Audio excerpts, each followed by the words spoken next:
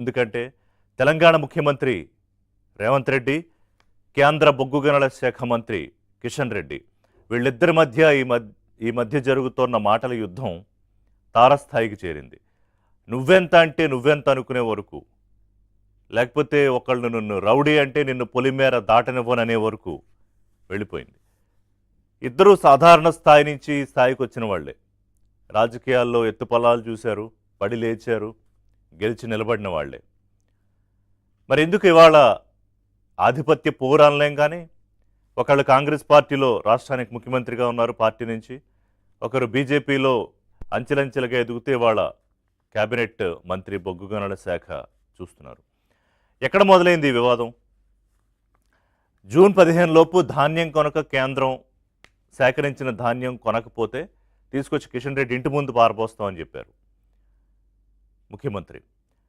ధాన్యం కొనుగోలు వ్యవహారం ఒకటే కాదు, అనేక అంశాల్లో తాను ఢిల్లీకి వెళ్ళడం, ప్రధానమంత్రిని మంత్రుల్ని కలవడం, అప్పీళ్ళు ఇవ్వడం, విజ్ఞప్తులు చేయడం, 3 రోజులు కిషన్ రెడ్డి వెళ్ళి వాటన్నిటిని అడ్డుకోవడం, ఇది చాలా తీవ్రమైన ఆరోపణ చేశారు ముఖ్యమంత్రి రేవంత్ రెడ్డి. అది మూసీ ప్రక్షాళనకు సంబంధించి అనుమతులు కానీ, నిధులు కానీ, లేకపోతే సింగూరు జలాలు కానీ, గోదావరి సింగూరు జలాలు కానీ, లేకపోతే మెట్రో రైలు ప్రాజెక్టుకు సంబంధించిన అనుమతులు కానీ, విస్తరణకు సంబంధించి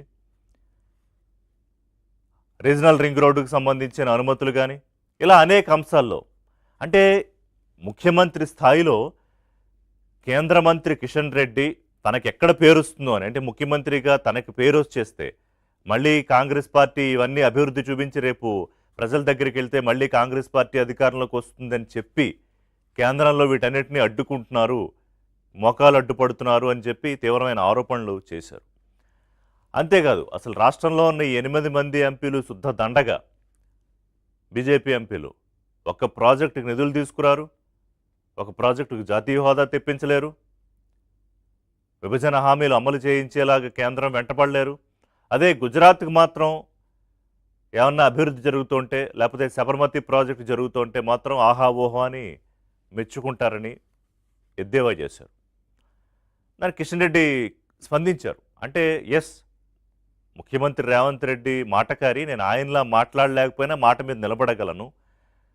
ఇప్పటికి వరకు నన్ను బెదిరించేవాడు, నన్ను ఆపే మొనగాడు పుట్టలేదు, రౌడీలా మాట్లాడుతున్నారు ముఖ్యమంత్రి అని కేంద్ర మంత్రి. అంటే ఒక ముఖ్యమంత్రి కేంద్ర మంత్రి మధ్య ఏంటి ఈ స్థాయిలో విభేదాలు? వ్యక్తిగతమా లేకపోతే రాజకీయపరమా? ఇది రాష్ట్రానికి మంచిదేనా? మరోవైపు చూస్తే దీంట్లో other side of the coin, Telangana రాజకీయం మొత్తం రేవంత్ రెడ్డి వర్సెస్ కిషన్ రెడ్డి మధ్యలో కేంద్రీకృతమై తిరిగితే, కాంగ్రెస్ పార్టీ వర్సెస్ బీజేపీ మధ్య తిరిగితే కంప్లీట్గా బీఆర్ఎస్ పొలిటికల్ పిక్చర్లోంచి రానున్న ఎన్నికలకు సైడ్ లైన్ అయిపోతుంది. కానీ ఇక్కడ ముఖ్యమంత్రి చేస్తున్న ఆరోపణ ఏంటి? బీఆర్ఎస్తో కిషన్ రెడ్డి అంటగాగుతున్నారు. ఉన్నదేమో బీజేపీలో, కానీ గూడు పుఠాణి రాజకీయం చేస్తున్నారు. కేటీఆర్ ఏం చెప్తే అది వింటారు. ఇది నేను చెప్పడం కాదు, బీజేపీ నాయకులే, మా అన్న బీఆర్ఎస్తో కలిసి పనిచేస్తారు, వాళ్ళు ఏం చెప్తే అది చేస్తారనే కీలకమైన ఆరోపణ, ఇది విమర్శ కూడా కాదు. అంటే కిషన్ రెడ్డి ప్రధానమంత్రికి అత్యంత సన్నిహితులు, వాళ్ళిద్దరూ కలిసి ఎప్పటి నుంచో కార్యకర్తలుగా ఉన్న స్థాయి నుంచి కలిసి పనిచేశారు, విదేశీ పర్యటనలు చేశారు, ఆర్ఎస్ఎస్లో కీలకంగా పనిచేశారు. ఇవాళ ఎమ్మెల్యే స్థాయి దగ్గర నుంచి ఈరోజు కేంద్ర కేబినెట్ మంత్రిగా కిషన్ రెడ్డి ఉన్నారు. అలాంటి కిషన్ రెడ్డి బీజేపీకి విధేయుడిగా కాకుండా బీజేపీలో ఉంటూ ఇంకో పార్టీకి పనిచేస్తున్నారనే స్థాయిలో ముఖ్యమంత్రి విమర్శించడం, దానికి నువ్వు సర్టిఫికెట్ నాకు ఇవ్వక్కర్లేదని కిషన్ రెడ్డి మాట్లాడడం. సో ఇది కేవలం, అంటే ఇవాళ ఇది ఎందుకు టేకప్ చేస్తున్నానంటే ముఖ్యమంత్రి వర్సెస్ రేవంత్ రెడ్డి వర్సెస్ కిషన్ రెడ్డి, ఇద్దరు ఉన్నత స్థాయి వ్యక్తుల మధ్య పోరు రాష్ట్ర ప్రయోజనాలకు విఘాతం కలిగించే స్థాయికి వెళ్ళిపోయిందా? అది ధాన్యం కొనుగోళ్ళు రైతులకు ఇబ్బంది కలిగించేది కావచ్చు, లేకపోతే రాష్ట్రాభివృద్ధిలో మూసీ ప్రక్షాళన, లేకపోతే రీజనల్ రింగ్ రోడ్డా, లేకపోతే నీటి జలాల పంపిణీయా? ఇక తుమ్మిడిహట్టికి సంబంధించి మహారాష్ట్ర ముఖ్యమంత్రితో చర్చలకు నేను ఇన్నాళ్ళ నుంచి పిలుస్తున్నాను, కానీ మీరే అడ్డుకున్నారని, మహారాష్ట్ర ముఖ్యమంత్రిని రావద్దని మీరే చెప్పారని నాకు అక్కడ ముఖ్యమంత్రి ఆఫీస్ నుంచి సమాచారం ఉందని పబ్లిక్గా బహిరంగ సభల్లో చెప్పారు రేవంత్ రెడ్డి. మరి అది ఎంత పెద్ద విషయం? ఈ స్థాయిలో ఎందుకు జరుగుతోంది? రాజకీయంగా విమర్శలు ప్రతి విమర్శలు ఉండొచ్చు. రేవంత్ రెడ్డి డెఫినెట్గా ఒక అగ్రెసివ్ పొలిటీషియన్. ఆయన ఈ రోజు కాదు, ఆయన రాజకీయాలు మొదలుపెట్టినప్పటి నుంచి వారు అదే రకమైన రాజకీయాలు చేస్తారు. కిషన్ రెడ్డి దానికి భిన్నమైన రాజకీయ పంథా అవలంబిస్తారు.